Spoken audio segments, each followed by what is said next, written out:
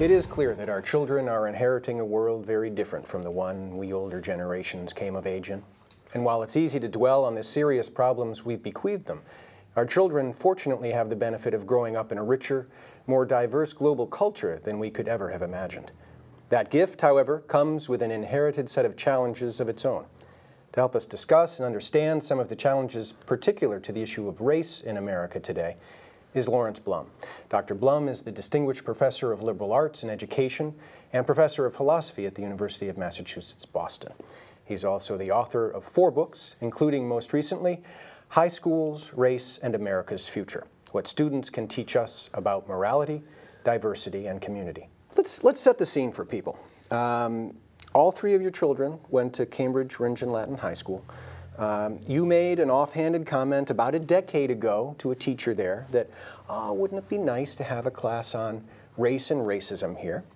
And those being 2 scholarly areas you're invested in. Next thing you know, you're in front of a class of high school students teaching a class about just those issues. In broad strokes, what were you hoping to achieve with that class at a high school level?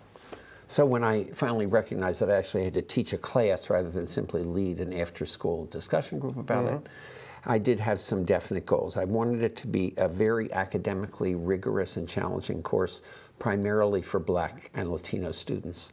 And that's partly because one of the reasons that Black and Latino students aren't as well prepared for colleges, they just don't have access to as many really rigorous classes as white and Asian students. Okay. So I wanted them to be the sort of main beneficiaries of the class.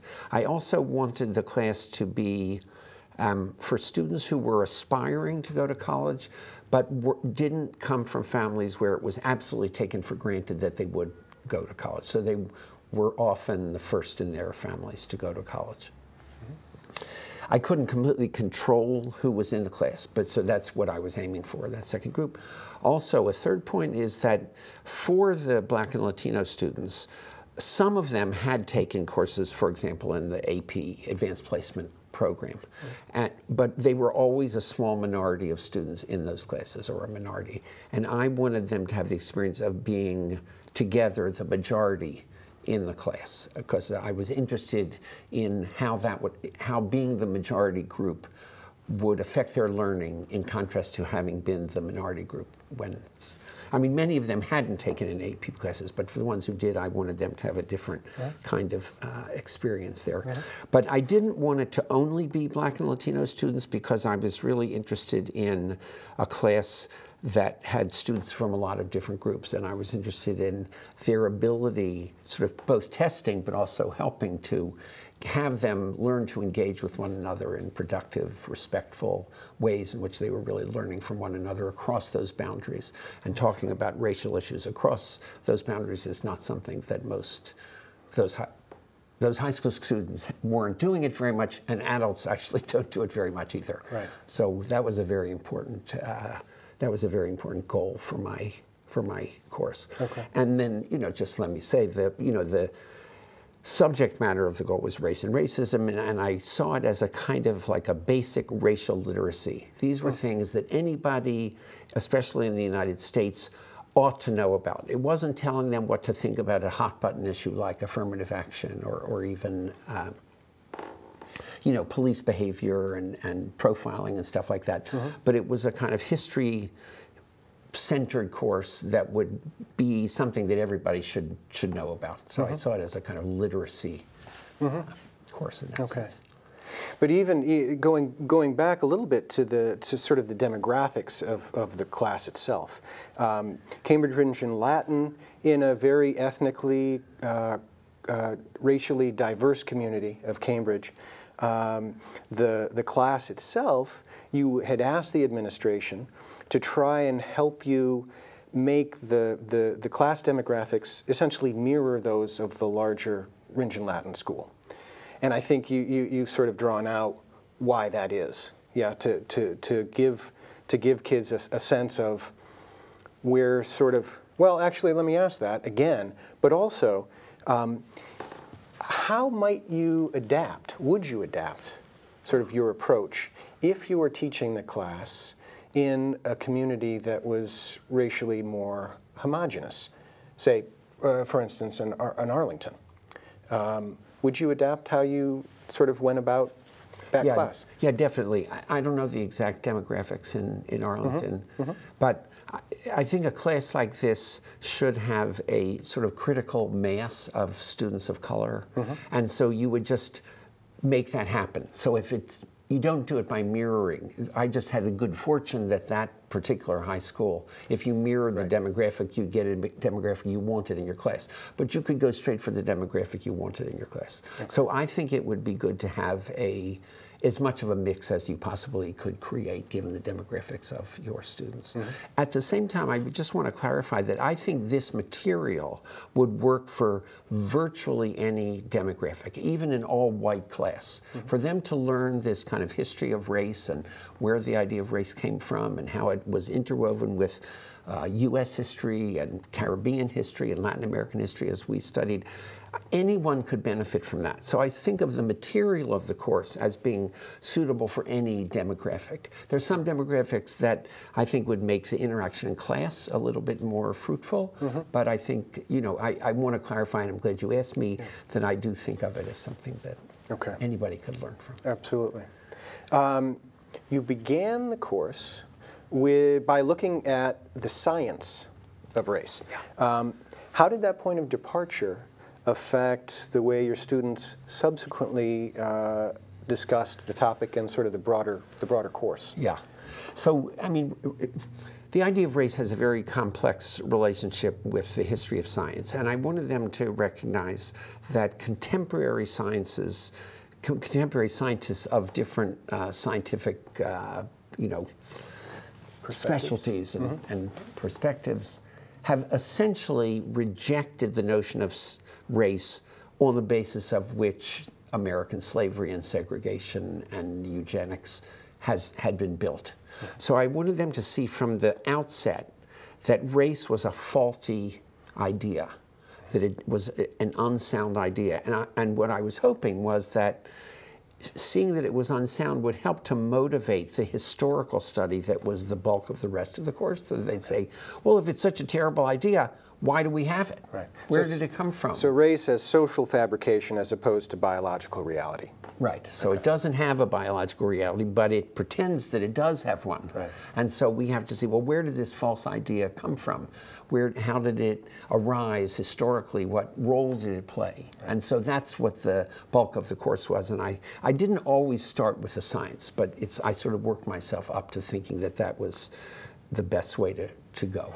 And how did the kids respond to that? I mean, your hope was that they would see it in that light and sort of undermining the story, the narrative that, a certain narrative that we've been told. How did the kids actually respond to it?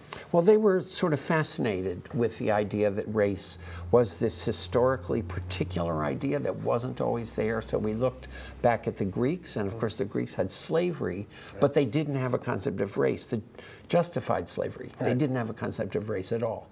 So really it's, you know, it's not till the 1500s that you get something like the very beginnings of our notion of race. And students just didn't recognize that it was an idea that had to sort of develop over time. They just thought, oh, I just am white and you just are black. It's just like a fact of nature, like your height or your eye color.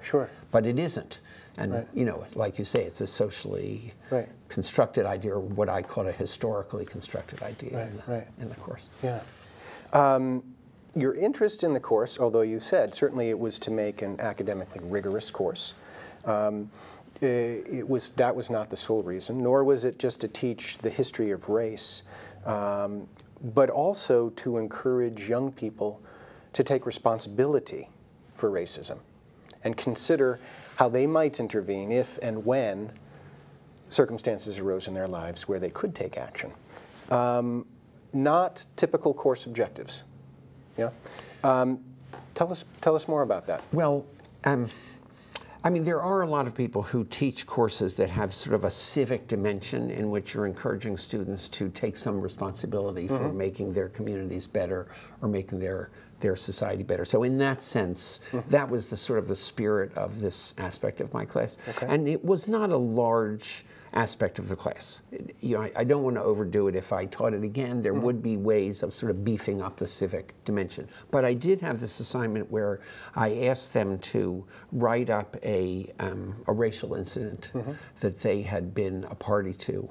And then we discussed some of them in class, and I asked them to sort of think about how would you intervene in that in a constructive way. So I didn't make them actually go out and actually intervene. Right. I just asked them to think about what a good way to intervene would be. But that's already heading them in the right direction, because often they think of these incidents as just like a bad thing that happens out there, and they think, oh, that's really bad that that happened, but they don't think of themselves as taking responsibility for it. So I was pushing them in that direction, and we had some really quite fascinating conversations that, you know, I report in the book a bit.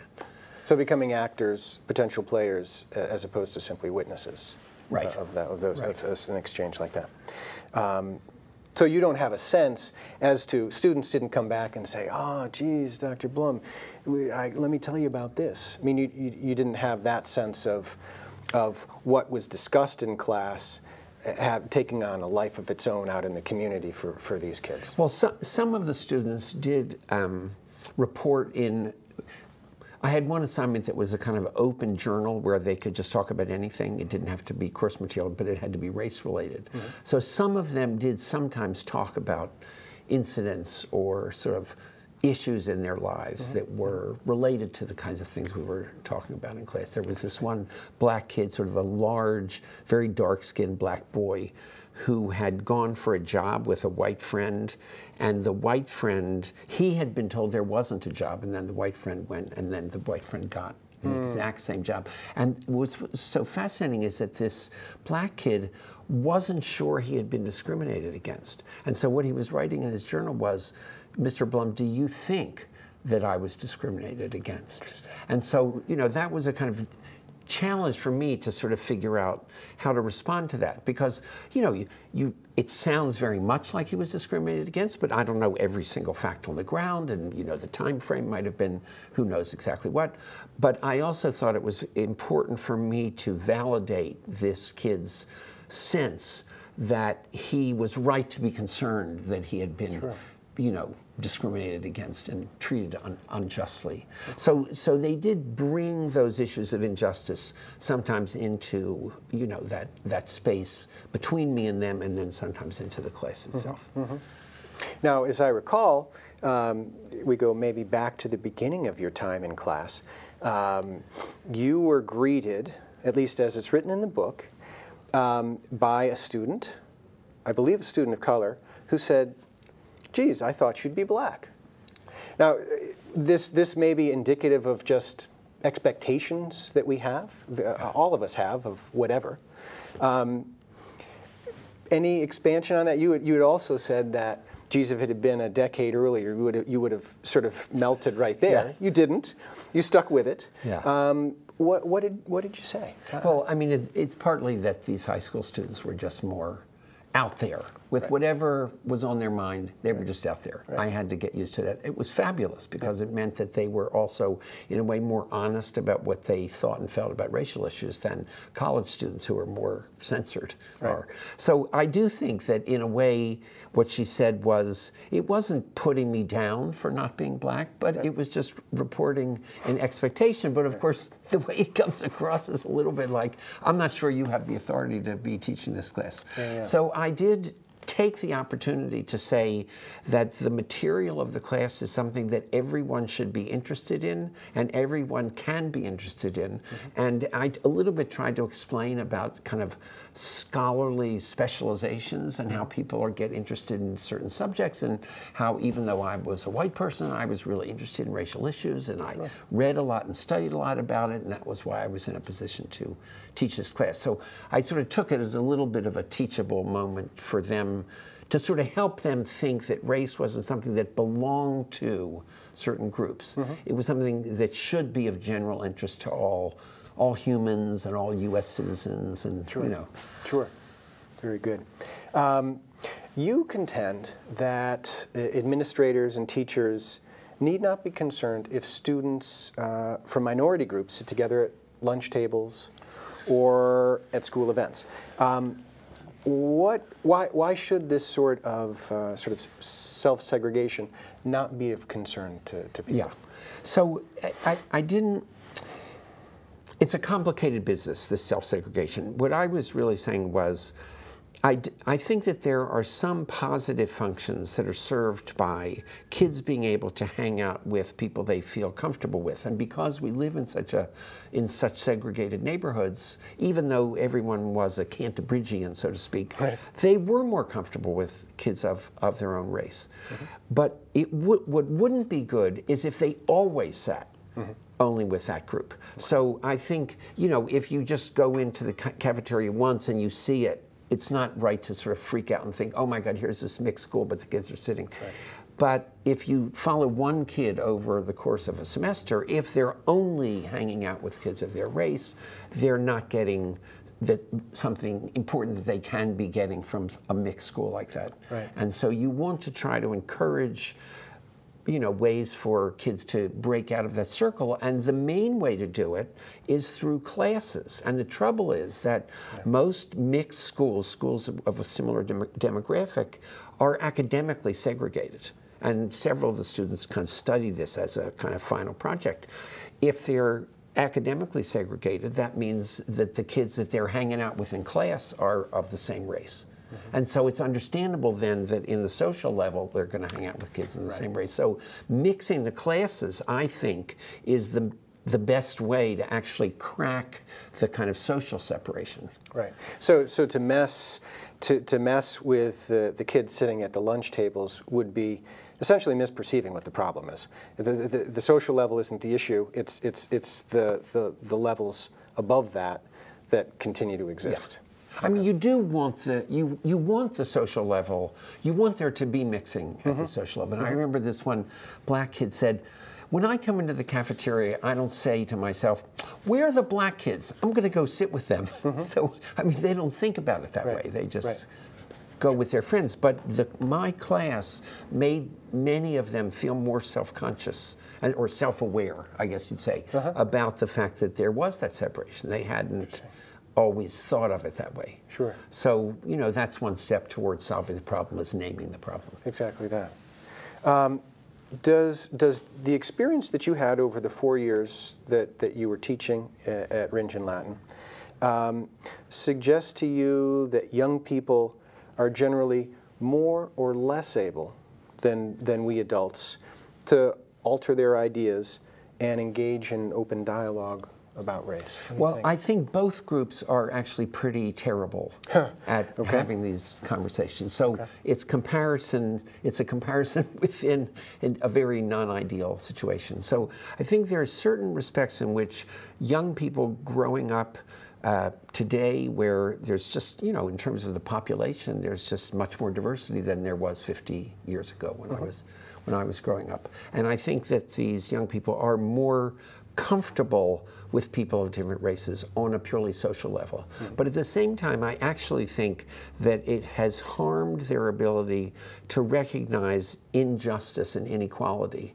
and to sort of know the history that has created that inequality, and the different people who are members of different racial groups have different histories, and that they need to understand those different histories. They think of it just as a difference of skin color. Well, it isn't just a difference of skin color. It's a whole historical, social right. difference. And I think that young people have been somewhat disabled by the kind of post-racial idea and the colorblindness idea. And so they think of race as like a bad thing to avoid. So on a social level, if you're comfortable with someone of a different race, that doesn't mean you talk to them about how their experience might be different from yours. It just means you don't pay attention to it, but you feel comfortable with each other.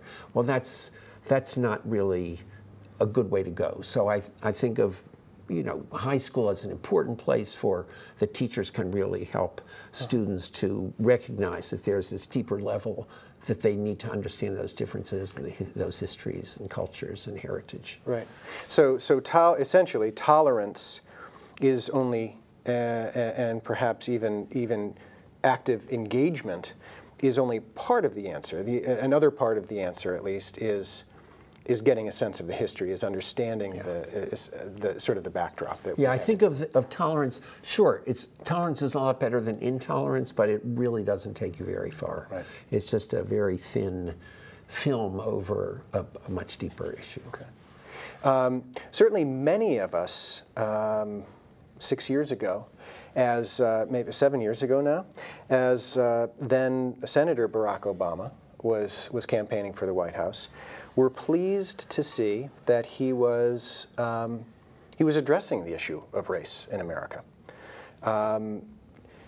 Your sense of, particularly because this notion of a post-racial America sort of evolved out of that, quite independent, I think, of Barack Obama, that it's sort of a mixed blessing in a sense in terms of our evolution relative to race. Can you explain that a little bit? Well, I mean, I think that you say that Obama talked about race, but he actually only talked about race when he was forced to. During the campaign, it was because his minister got in some kind of trouble and he had to answer. And he gave a completely brilliant speech, which I actually use in my college class. It was fabulous. But I think that he made a kind of tacit agreement with the American people not to talk about race. And he almost never talks about race. Every once in a blue moon he does, but he basically doesn't. Of course, his being has tremendous symbolic power. A black president, I still in some ways am amazed. And I didn't think it was going to happen, and I cried, and you know, I'm of a generation that never thought that would happen. But I do think there's been a downside, because I think a lot of people feel like, well, if we have a black president, we can't really have any racial problems, because look, at the very top, there's this black guy. The fact that there are no black senators, for example, that gets lost. You know, and all the tremendous inequality, and the inequality has gotten worse on his watch. You know, he hasn't really. I mean, he's done these great things like the health care, which has helped a lot of black people. There's no doubt about it, because they were disproportionately uninsured.